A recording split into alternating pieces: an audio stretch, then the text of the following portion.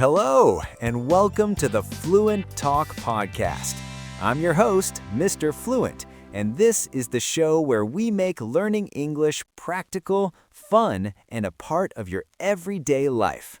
Today, we're talking about a topic that affects almost everyone at some point, making new friends. It can be challenging, especially when you're in a new place or learning a new language. How do you start a conversation? Where do you meet people? To help us with this, we have a special guest today. His name is Michael, and he recently moved to a brand new city and had to build his social circle from scratch. Michael, welcome to the show. Hey, Mr. Fluent.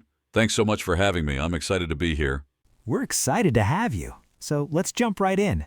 You moved to Chicago about, 6 months ago? You didn't know anyone there. Tell us about that experience. What was it like at the very beginning? Honestly, it was really tough. I was excited about my new job in the city, but it was also very lonely. During the day, I was busy with work, but in the evenings and on weekends, my apartment felt so quiet. I realized I didn't have anyone to just call up and say, "Hey, want to grab a coffee?"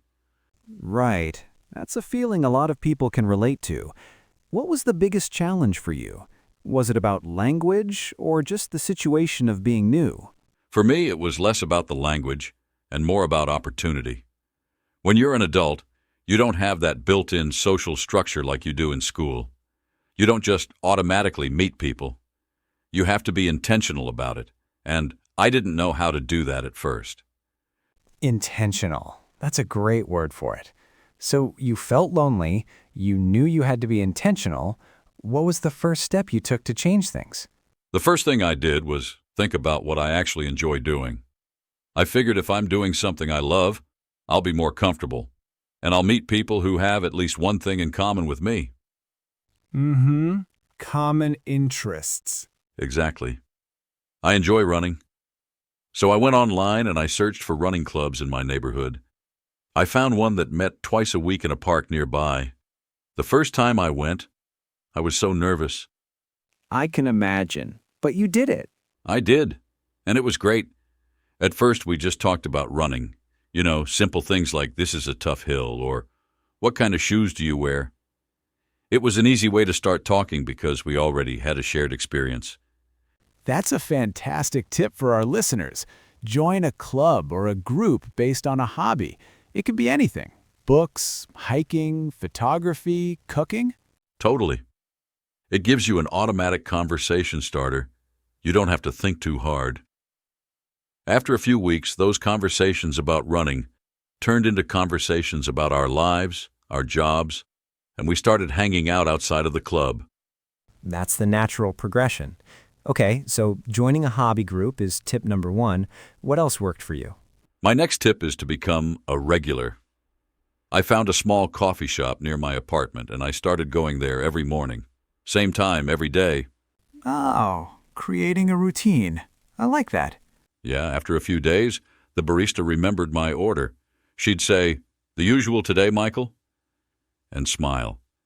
That small interaction made me feel seen. It made me feel like part of the community. Then I started noticing other regulars, the same people who were there every morning. So you built a sense of familiarity. How did you go from just seeing them to actually talking to them? That can be a scary step. It is. But I learned that small talk is a powerful tool. You don't have to have a deep, meaningful conversation right away. You can just make a small comment. Can you give us some examples? What are some safe, easy things to say? Sure, one day it was raining really hard, and I said to the guy next to me in line, "Wow, some crazy weather we're having." He laughed and agreed. That was it. That was the whole conversation.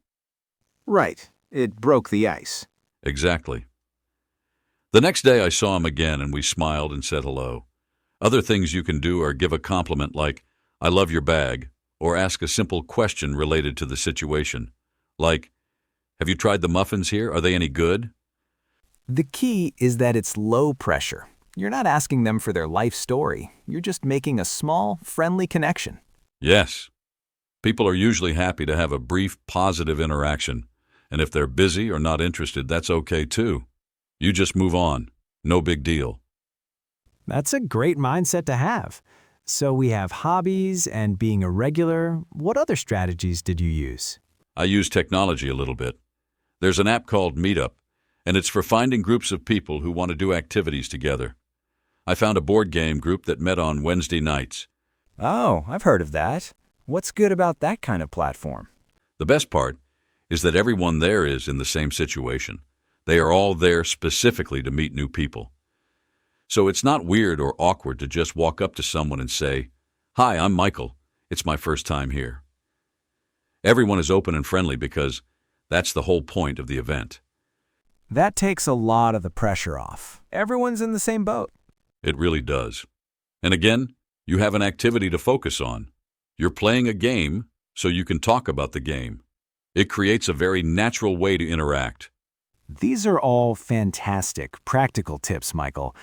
I have one more question about this part. How important was it to simply say yes to things?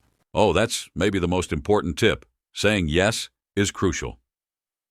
In the first couple of months, if someone from my running club or board game group invited me to something, I made it a rule to say yes, even if I was tired or feeling a little shy.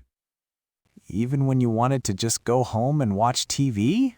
Especially then. I remember a woman from my running club, Sarah, invited a few of us to a barbecue at her house. My first thought was, "Oh, I don't know anyone, it will be awkward." But I forced myself to go. And I had the best time. I met her husband, her other friends. It expanded my social circle instantly. That's where the real connections start to happen, right? When you move from the initial activity to just spending time together.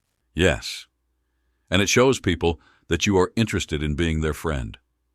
When you accept an invitation, it sends a positive message. So let's talk about that next step. You've met some people, you're having small talk, you're going to some events. How do you turn those acquaintances into actual real friends? For me, it was about taking the initiative. You can't always wait for other people to invite you. Sometimes, you have to be the one to extend the invitation.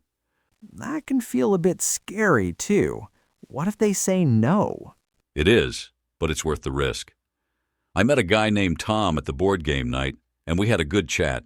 At the end of the night, I just said, "Hey, it was really nice talking to you. I'm trying to explore the city more. Would you be up for grabbing a coffee sometime this weekend?" And what did he say? He said, "Yeah, that sounds great." And we did. That one-on-one time is where you can really get to know someone. You can have a more in-depth conversation and share more about yourselves. Tom is now one of my closest friends in the city. That's wonderful. So the lesson is, be brave enough to suggest the next step. A coffee, a walk in the park, something simple. Oh, it's a critical part of the process, and it happens to everyone. It definitely happened to me. There was a woman in my running club, and we always had great conversations during our runs. We seemed to have a lot in common. So after a few weeks, I felt brave and decided to ask her if she wanted to check out a new movie that we had talked about. I was pretty casual, just said, "Hey, since you also wanted to see that film, would you want to go sometime this weekend?" And she was very kind, but she paused for a moment and said, "Oh, that's really sweet of you to ask, but my weekends are a bit complicated right now." It was a very gentle letdown, but the message was clear. My immediate reaction was my face getting hot with embarrassment. I started replaying the conversation in my head, wondering if I came on too strong or misread the situation. But then, as I was walking home, I had to be honest with myself. It's just a part of putting yourself out there. Rejection is never personal. It's just a mismatch of timing or interest or circumstances. The most important thing is how you react.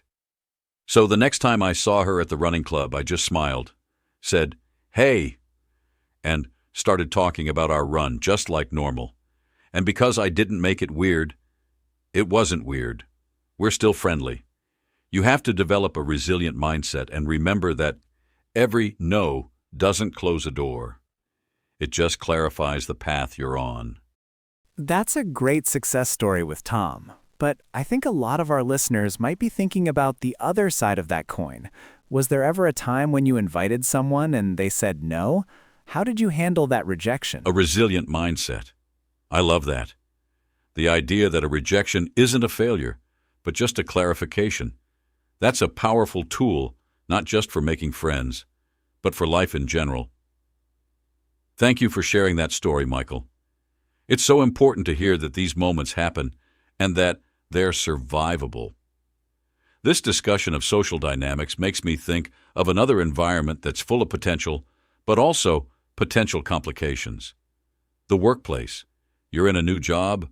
You spend 8 hours a day there. What has been your experience with trying to build friendships with colleagues? That's a great question because it can be complicated. On one hand, your colleagues are people you automatically have something in common with, your work. It's a natural starting point. In my experience, having a friend at work can make your job much more enjoyable. You have someone to grab lunch with, to vent to about a tough project, to celebrate a success with. It can be a huge source of support. But there are potential downsides you have to be mindful of. What kind of downsides? Well, you have to maintain a level of professionalism. It's important to set boundaries. For example, you probably shouldn't complain too much about your boss or share overly personal information that could become office gossip. And you have to be careful about perceived favoritism, especially if one of you gets promoted over the other. My approach has been to be friendly and open with everyone, but to be selective about who I build a deeper, out-of-work friendship with. I let those relationships develop slowly and naturally.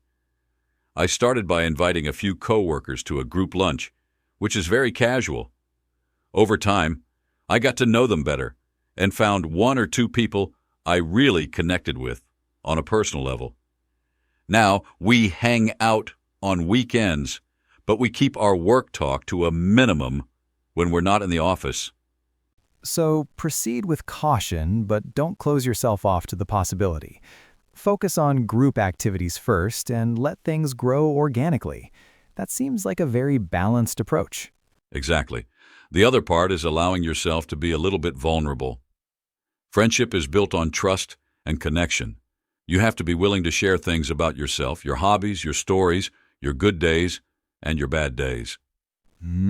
Opening up a little.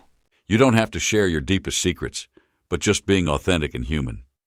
That's what people connect with. And for our listeners who are learning English, how has making friends helped with your language skills? Even though you're a native speaker, I'm sure you can see how this would apply. Oh, absolutely. I've met people from all over the world in Chicago, and for them, practicing English in a real, casual setting is the best practice they can get. You learn slang. You learn how people really talk. You get more confident. It's so much more effective than just studying in a classroom. And less stressful, I imagine. Way less stressful.